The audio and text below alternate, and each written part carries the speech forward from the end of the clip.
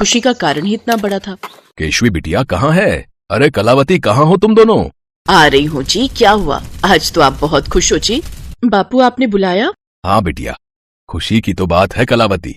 हमने जो फॉर्म भरा था ना, उसमें हमारी केशवी का नाम आ गया है। अब हमारी केशवी बड़े स्कूल में पढ़ेगी। अरे केशवी बिटिया, उदास क्यों हो गई? क्या तू खुश नहीं है कि तू बड़े स्कूल में पढ़ने जाएगी? माँ बापू सब मेरे काले रंग का मजाक उड़ाते हैं। सब कहते हैं कि मेरा काला रंग है और इतने लंबे लंबे काले नागिन जैसे बाल हैं। ये कहकर पहले वाले स्कूल में सब मेरी हंसी उड़ाते थे। मुझे पता है इस स्कूल में भी सब मेरी हंसी उड़ाएंगे। नहीं बिटिया, वो बहुत बड़ा स्कूल है, वहां पर कोई हंसी नहीं उड़ाएगा। तुझे वहां बहुत अच्छा लगेगा। केशवी का रंग काला था, पर उसके बाल बहुत ही सुंदर और लंबे घने थे। केशवी के काले रंग के लिए उसे बहुत सुनना पड़ता था। अब नए स्कूल में जाते हुए वो बहुत डर रही थी। रामदीन और कलावती के समझाने पर केशवी स्कूल चली जाती है। सब बच्चे और टीचर केशवी को घूर घूर कर देख रहे थे। केशवी अपनी क्लास में जाती है। उसे देखकर सब बच्चे जोर जोर से हंसने लगते हैं। अरे अरे भागो, देखो ये लड़की देखने में कितनी बदसूरत है। हाँ, इसका रंग कितना काला है और इसके लंबे बाल। ओह, ये तो कितनी डरावनी, बिल्कुल भूतनी लग रही है, भूतनी। क्लास के सब बच्चे केशवी को भूतनी भूतनी कहकर क्लास से बाहर भागने लगते हैं। केशवी का रोना निकल आता है। तभी उनकी क्लास टीचर आ जाती है और वो बच्चों को डांट कर बिठाती है। ये क्या शोर मचा रखा है? चलो अपनी अपनी सीट पर बैठो। और तुम लड़की, क्या नाम है तुम्हारा? जी वो मेरा नाम। क्या बात है, काली होने के साथ साथ गूंगी भी हो क्या? पता नहीं आज का दिन कैसा जाएगा। इतनी भद्दी शक्ल की लड़की हो तुम। जाओ सीट पर बैठो। तभी क्लास में दूसरी टीचर आ जाती है और वो केशवी को बैठा हुआ देखती है। सुनैना मैडम, ये न्यू एडमिशन आई है क्या क्लास में? हाँ दीपिका मैडम, है तो गरीब पर वो मुफ्त फॉर्म भरा होगा, उसी वजह से एडमिशन मिल गया, वरना इतने बड़े स्कूल में एडमिशन कहाँ मिलता है। लड़की का भले ही रंग काला है पर बाल देखो कितने लंबे हैं। वैसे एक बात बोलूं, जरा कान इधर लाना। टीचर दीपिका टीचर सुनैना के कान में कुछ कहती है, जिसे सुनकर टीचर सुनैना चौंक जाती है।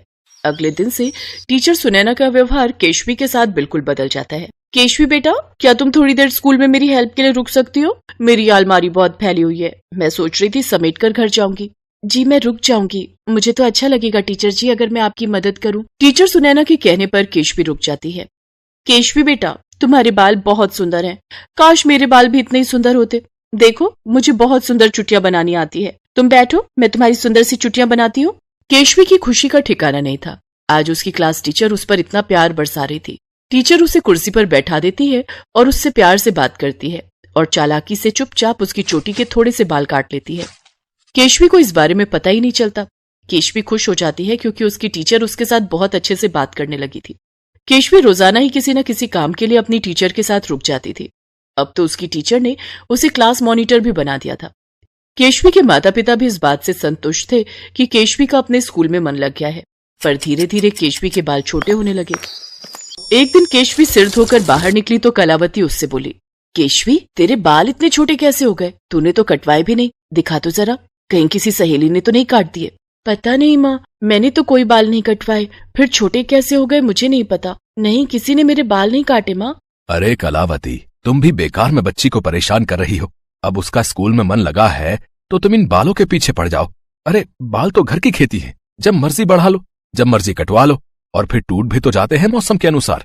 जा बिटिया जा, तू तैयार होकर स्कूल जा। कलावती भी ये सब बातें सोचकर चुप हो जाती है, पर टीचर सुनैना का लालच बढ़ता ही जा रहा था। एक दिन उसने बहाने से जब केशवी को रोका तो कुछ ज्यादा ही बाल काट दिए और केशवी की नजर कैंची पर पड़ गई। केशवी रोने लगी। मैम, आपने मेरे बाल काट दिए।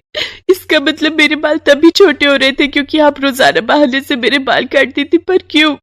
मैं सबको बता दूंगी कि आपने ही मेरे बाल काटे हैं। तभी टीचर दीपिका भी वहीं आ जाती है। अरे मैडम सुनैना, इस लड़की की इतनी लंबी जुबान, ये तो हमारी पोल खोल देगी। अरे कैसे पोल खोल देगी मैडम दीपिका, ये जानती नहीं है हम कौन है। ए लड़की, अगर तूने किसी को भी इस बारे में कुछ भी बताया तो तुझे स्कूल से निकलवा दूंगी, समझी? और फिर तुझे किसी भी स्कूल में एडमिशन नहीं मिलेगा। चुपचाप हमें तेरे बाल काटने दे। केशवी घबरा जाती है, वो कुछ भी नहीं बोल पाती। वो रोती हुई एक सुनसान सड़क पर चलती जाती है। उसे खबर ही नहीं थी कि वो घर के रास्ते नहीं बल्कि जंगल के रास्ते पर चली गई है। वो एक पेड़ के नीचे बैठकर रोने लगती है। अब मैं क्या करूं? मेरी सारे बाल टीचर ने काट दिए। अगर मैंने किसी से कुछ भी कहा तो वो मुझे स्कूल से निकाल देगी। फिर माँ और बापू कितने दुखी होंगे।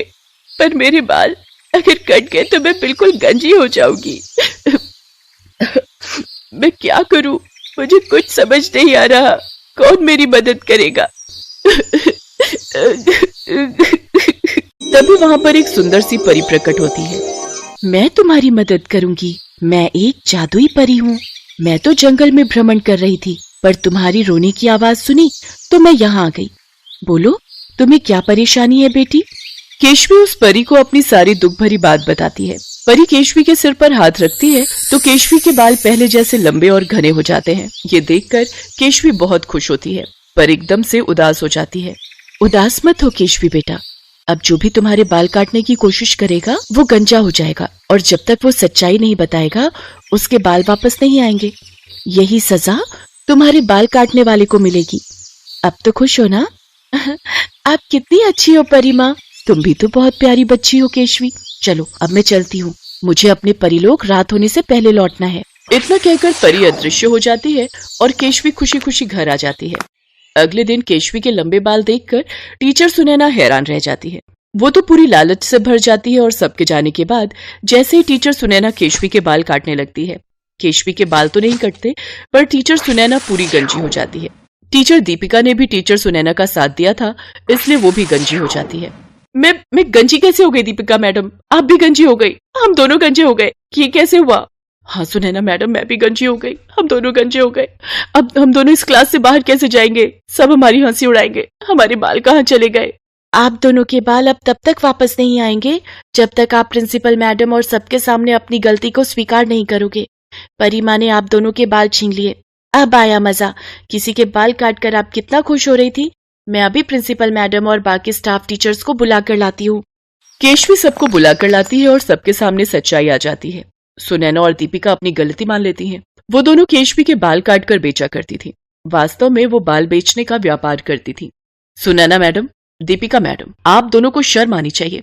आप दोनों टीचर के नाम पर धब्बा हो। हमारे स्कूल की सारी इज्जत आप दोनों के कारण गिर जाती अगर आज केशवी हमें इस बारे में ना बताती। पैसे की लालच में आप अपना टीचर का पद भी भूल गई कि टीचर तो भगवान का रूप होते हैं। आप दोनों को शर्म आनी चाहिए। मैं आप दोनों को अपने स्कूल से इसी समय निकाल रही हूँ और आपको किसी भी स्कूल में टीचर की नौकरी नहीं मिलेगी। मैं सारे स्कूल्स में अभी फोन करके मना कर दूंगी।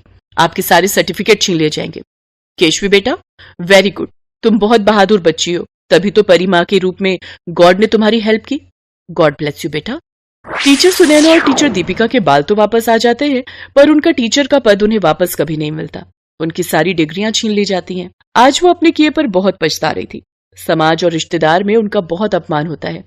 उस दिन के बाद केशवी से सबने प्यार से बात करनी शुरू कर दी। अब कोई भी केशवी के